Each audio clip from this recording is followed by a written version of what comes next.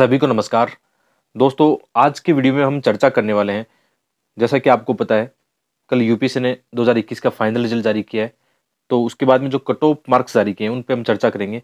और ये वीडियो बनाना इसलिए ज़रूरी है कि जैसे आप में से बहुत सारे एस्पिरेंट 2022 के एग्ज़ाम दे रहे हैं और 2023 के एग्ज़ाम देने वाले हैं, तो उनके लिए इम्पोर्टेंट है कि हमें कहाँ पर फोकस करना है। जैसे अभी प्री के 4-5 दिन बाकी है, तो यहाँ पे मैं कुछ प्रैक्टिकल सजेशन बताने वाला हूँ, जो मैंने खुद आज सीखे इन चीज़ों को देखकर कि हमारे साथ जो प्री में समस्या आ रही है, जैसे बहुत सारे एस्पिरेंट लगातार प्री में फेल होते हैं, तो कहाँ समस्या आ रही है उस पे हम बात करने वाले हैं।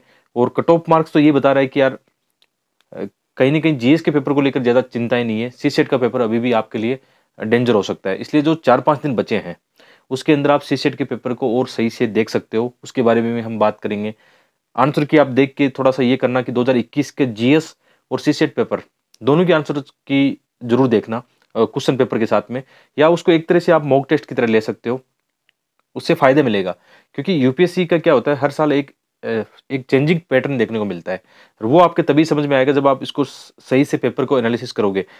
ये आप लोगों से मेरी एक रिक्वेस्ट होगी, जो 2022 की एग्ज़ाम दे रहा है, अभी 5 दिन बाकी है, तो आप एक काम ज़रूर करना कि सीसेट पेपर और जीएस को आप उस पेपर को एक जो मॉक टेस्ट ले सकते हो, उसको थोड़ा एनालिसिस करना।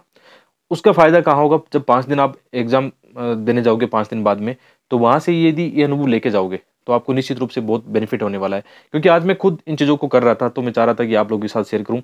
बाकी जो 2023 की तैयारी अभी शुरू कर रहा है, तो उनके लिए बहुत बेनिफिट है कि अभी से सही चीज़ों को पढ़ें। उनके लिए अलग से हम प्री के बाद में वीडियो लेके आएँगे अच्छे वाले। बाकी अभी हम फ़ोकस करते हैं कट ऑफ पर। तो सबसे पहले जैसे हम बात करें प्री की हम बात करें, ठीक है? प्री में आप यहाँ पे कट ऑफ देखना। ये कट ऑफ जो है जीएस पेपर फर्स्ट की आती है, ठीक है? सीसेट की तो आपको पता है कि केवल आपको पासिंग मार्क्स चाहिए इसमें, जैसे इसमें लिखा भी है 33 मार्क्स आपको चाहिए, ठीक है? लगभग आप मान सकते हो 27 क्वेश्चन हमें सीसेट में पास करने हैं, लेकिन यही समस्या आ रही है आजकल, ये भी मुश्किल हो रहा है। तो जीएस पेपर फर्स्ट की कट ऑफ जनरल की देखें तो 87.54 है, मतलब कुछ ज़्यादा नहीं है। मतलब आप ये देखो ना, 45 क्वेश्चन मान के चलो या 44 क्वेश्चन मान के चलो कि 44 क्वेश्चन 100 में से आपको सही करने हैं।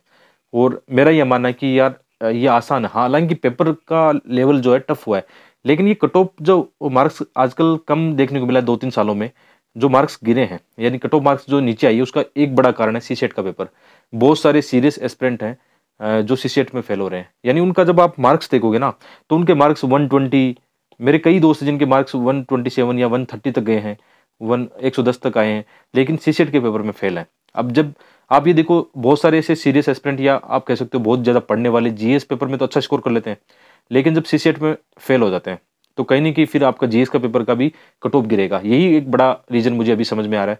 बाकी ये भी है कि पेपर का लेवल भी टफ होने लगा है, तो ये भी एक बड़ा कारण है। लेकिन ये आपके लिए अच्छी बात है ना कि आप जीएस का पेपर आराम से क्वालीफाई कर सकते हो। आप में से बहुत सारे एस्पिरेंट जिनका जीएस का स्कोर अच्छा रहा होगा, सीसेट में आप फेल कर गए हो, तो ये गलती हमें नहीं करनी। जैसे 5 दिन बाद में हम जब एग्ज़ाम देने जाएँ, तो जैसे आज सीसेट का पेपर मैंने भी लगाया, तो मैं अपना एक अनुभव बताता हूँ कि 2021 का सीसेट का पेपर मैंने लगाया, तो उसमें मैं मतलब उतना अच्छा स्कोर नहीं कर पाया। हाँ, हालाँकि उसमें पास तो हो गया, लेकिन एक डर मन में रहा कि यार हमने इसको सही से एनालिसिस नहीं किया। जब मैं पुराने पेपर लगा रहा था सीसेट के, तो उसमें स्कोर आराम से 110 तक जा रहा था, लेकिन 2021 वाले पेपर में मुझे भी थोड़ी उलझन हुई। कहाँ समस्या आई, जैसे मैं सीसेट में पैसेज के मामले में या रीजनिंग मैथ में अच्छा करता हूँ, लेकिन जैसे आज एग्जाम के माहौल में प्रॉपर 2 घंटे में बैठ के जब उस पेपर को दिया, तो मुझे भी उसमें काफ़ी चिंताएँ आई। तो मैंने भी ये डिसाइड किया कि अगले 5 दिन और मतलब सीसेट के पेपर में जो भी मैं कर सकता हूँ, जितना भी मैं कूल होके, मस्त होके जितना पढ़ सकता हूँ, मैं अपनी तरफ से कोई कमी नहीं रखूँगा। जो भी वीडियो देख रहे हैं 2022 के एस्पिरेंट, तो वो भी अपना एक स्ट्रैटेजी ज़रूर रखना कि सीसेट के पेपर में कुछ भी हो जाए, फेल नहीं होना। नहीं तो ये यार बहुत तकलीफ भरा होता है कि हम इतनी मेहनत करते हैं और इस सीसेट की वजह से हम फेल हो जाएँ।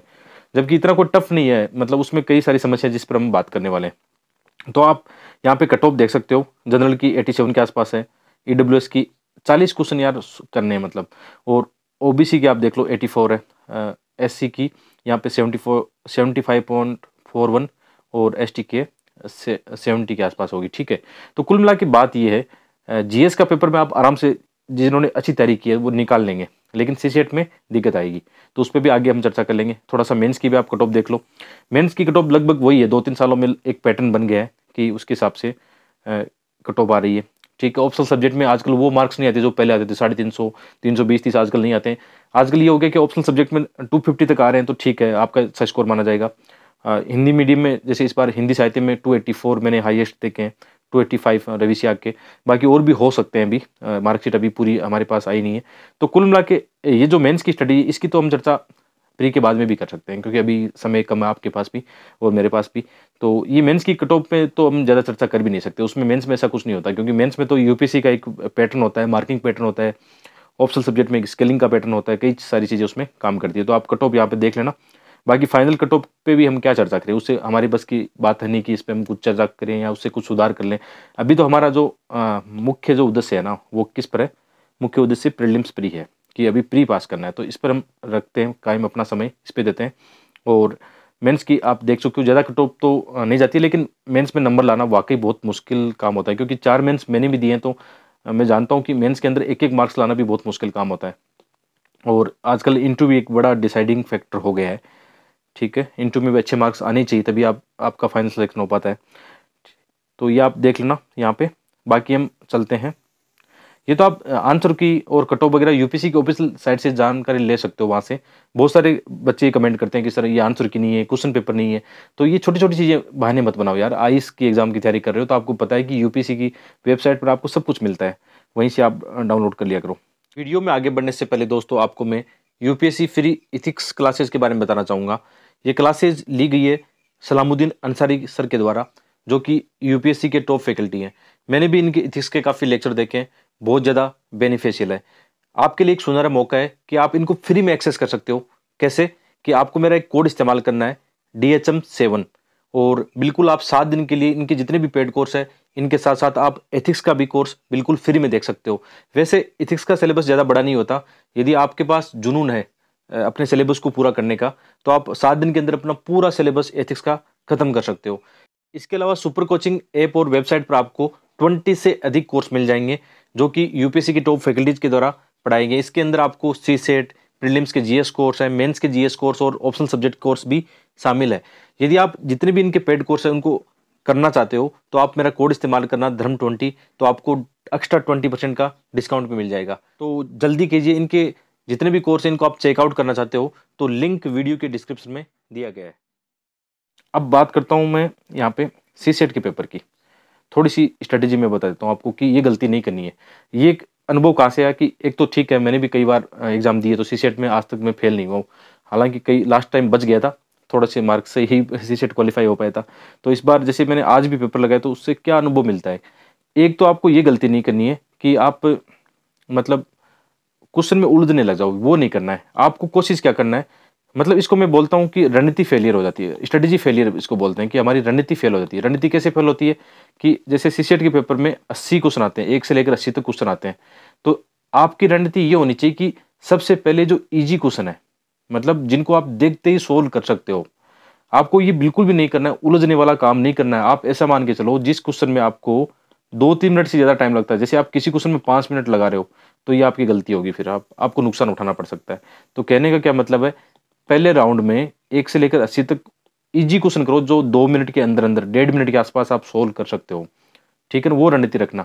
ये गलती जैसे आज मैं सी सेट दे रहा तो मैंने भी की, मैंने भी कई क्वेश्चन में उलझ गया था, मैंने सोचा चलो कर लेते हैं, लेकिन ये गलती होती है, उसके कारण फिर मार्क्स अच्छे नहीं आते हैं, कई बार फेल भी हो सकते हैं। तो रणनीति फेलियर कह सकते हो आप, नहीं करना आपको, ये गलती नहीं करनी। पहली तो हो गई स्ट्रेटेजी फेलियर वाली बात होगी, ठीक है, ये आपको नहीं करना है। दूसरी क्या बात है, मिक्स अप्रोच अपनाओ। मिक्स का मतलब ये है कि आप केवल पैसेज पर रिलाई नहीं कर सकते हो, आपको कुछ क्वेश्चन पैसेज के भी सोल्व करने हैं, ठीक है, कुछ क्वेश्चन आपको मैथ के भी देखने हैं, ठीक है, और कुछ क्वेश्चन रीजनिंग के इजी आते हैं यार, बहुत सारे क्वेश्चन रीजनिंग के आते हैं कि जो आराम से आप कर सकते हो। तो मिक्स अप्रोच अपनाना चाहिए, मैंने भी ये किया है कि मिक्स अप्रोच अपनानी है। और कोशिश करो ज़्यादा से ज़्यादा क्वेश्चन, मतलब अपनी रेंज वाले जो क्वेश्चन होते हैं आपके, जैसे आपका रीजनिंग स्ट्रॉन्ग है, आपका मैथ स्ट्रॉन्ग है, या आपका पैसेज वैसे स्ट्रॉन्ग होता नहीं, किसी का नहीं होता। मेरा तो अनुभव ये कहता है कि पैसेज में थोड़ी सी है कि संभावना ये रहती है कि पता नहीं गलत होगा या सही होगा, ठीक है। मैंने भी काफ़ी प्रैक्टिस की है पैसेज को लेकर, लेकिन आज तक ये नहीं हुआ कि 100% उसमें कोई संभावना या 100% सही होते हैं, ऐसा नहीं होता। तो मैथ रीजनिंग में ये होता है कि सही होने की संभावना ज़्यादा रहती है। तो ये आपकी देख लेना अपने हिसाब से, आपको क्या लगता है, तो इस बात को बिल्कुल ध्यान रखना है। इसके अलावा सबसे बड़ा जो रीज़न है सी सेट में फेल होने का, वो है फियर। मैं एक बात देख रहा हूँ, जैसे फियर जो है ना, एग्जाम का जो भय है ना, ये फेल करवाता है। रियल बात है, क्योंकि मैंने भी सी सेट की एग्जाम के दौरान ये महसूस किया है कि यार जब हम घर पे बैठ के क्वेश्चन करते हैं तो आराम से हो रहे हैं, और जैसे हम एग्जाम के माहौल में आते हैं या एग्जाम में रियल एग्जाम में बैठते हैं, वहाँ पे फिर दिमाग काम करना ही बंद कर देता है। जैसे मैं आज अभी सीसेट का पेपर एकदम ऐसे एग्जाम के जैसे दे रहा था 2 घंटे, तो उसके अंदर मेरे साथ ये हुआ था कि एकदम फिर उसमें हावी होने लगा था, और उस समय फिर माइंड काम करना बंद कर देता है। और फिर क्या होता है कि जो इजी वाले क्वेश्चन होते हैं वो भी हम सही समय पर नहीं कर पाते हैं, जिन क्वेश्चन को हम देखते कर लेते हैं एग्जाम के माहौल में वो गलत कर लेते हैं। तो आपको इस पर काबू पाना पड़ेगा। अब इस पर काबू पाने का ये है कि एक तो अभी 5 दिन 4-5 दिन जो भी बाकी है आपके पास, ठीक है, इसमें थोड़ा सा वर्क कर लो। थोड़ा सा वर्क का मतलब है कि जो आपका स्ट्रॉन्ग जोन है, जो चीज़ें आप देख सकते हो इस समय, वो देख लो। एक थोड़ा सा मेडिटेशन योगा कुछ कर पाओ तो ये भी यार बढ़िया माना जाएगा इस समय। क्योंकि इस समय ये तो है नहीं कि मैं आपको ये बोलूँ कि अभी ये पढ़ लो वो पढ़ लो, ऐसा तो पॉसिबल नहीं होगा आपके लिए। लेकिन ये है कि अपने मन को तो समझा सकते हो ना कि भाई डरना नहीं है, किसी भी कंडीशन पर हारना नहीं है, थकना नहीं है, झुकना नहीं है। मतलब चाहे कैसी भी परिस्थिति आए, दिमाग वहाँ पे थोड़ा सा हो सकता है बेहावी होगा, चिंता आपको बढ़ेगी, तो वहाँ कूल होने की आपको समझाना है अपने आप को कि कूल होना है, थोड़ी सी मेहनत करके उसको सही से अटेम्प्ट ले लेना है। ठीक है, कहने का मतलब घबराना नहीं है। और एक ठंडे पानी की बोतल साथ में रखना, वो सबसे ज़्यादा हेल्प करती है। लंबी सांस लेके आराम से कूल होके कोशिश करना, निकल जाएगा। मतलब ऐसा नहीं है कि वो नहीं कि सीसेट बहुत ज़्यादा टफ है, चाहे वहाँ पे आपको कितना ट्राई पेपर ऐसा आएगा कभी कभी, जैसे आप शुरू वाले क्वेश्चन करो 4-5-10 क्वेश्चन तक आपको कुछ नहीं आ रहा है सीसेट में, शुरू वाले क्वेश्चन मैथ के आगे आपको मैथ से डर लगता है तो आप पूरे पेपर को खराब कर लोगे। ये नहीं करना है। आप ये सोचो कि मेरा भी जोन आएगा, शुरू वाले 10 क्वेश्चन मैथ के, कोई बात नहीं, आगे लास्ट से शुरू कर लेता हूँ। ये भी एक अच्छी स्ट्रेटेजी होती है।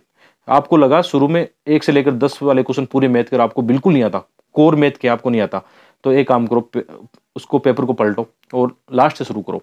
कोई बात नहीं कि यहाँ से करेंगे, जहाँ से अपना जोन स्ट्रॉन्ग जोन वहाँ से शुरू करेंगे, तो धीरे धीरे फिर क्या होगा, आपका माइंड शांत होगा, आराम से कूल होके पूरा पेपर आप अटेम्प्ट ले सकते हो। ठीक है। और जीएस का तो ये है कि यार ज़्यादा कोई कट ऑफ जा नहीं रही है। ठीक है, कोशिश करो कि जैसे आप में से बहुत सारे कमेंट करिए कितने क्वेश्चन अटेम्प्ट लें, तो वो आपके हिसाब से रखना कि जैसे मैं अपना अनुभव बताऊं तो मैं 85 के आसपास तो अटेम्प्ट लेता ही हूँ क्वेश्चन। ठीक है, क्योंकि रिस्क लेना बहुत ज़रूरी है। प्री के अंदर थोड़ी सी कैलकुलेटिव रिस्क लेना बहुत ज़रूरी है। अदरवाइज क्या होता है, हम कम अटेम्प्ट लेते हैं तो फिर क्वेश्चन गलत हो गए तो हम कट ऑफ से बाहर हो सकते हैं। तो 85-90 तक आप अपनी हिसाब से देख लेना, जो आपको अच्छा लगता है, जो आपको अच्छा लगता है वही करना है। यहाँ पे मैं नहीं बोलूँगा कि आपको 85 ही करने हैं, आपकी अपनी स्ट्रेटजी रखना। ठीक है, तो मिलते हैं एक और वीडियो में। कमेंट करके बताना आज का वीडियो आपको कैसा लगा। बाकी सभी को शुभकामनाएं, एग्जाम पास में, तो ज़्यादा टाइम इधर उधर नहीं खराब करना है। ठीक है, ये थोड़ा सा एक इन्फॉर्मेशन थी जो आपके साथ शेयर करनी थी। धन्यवाद।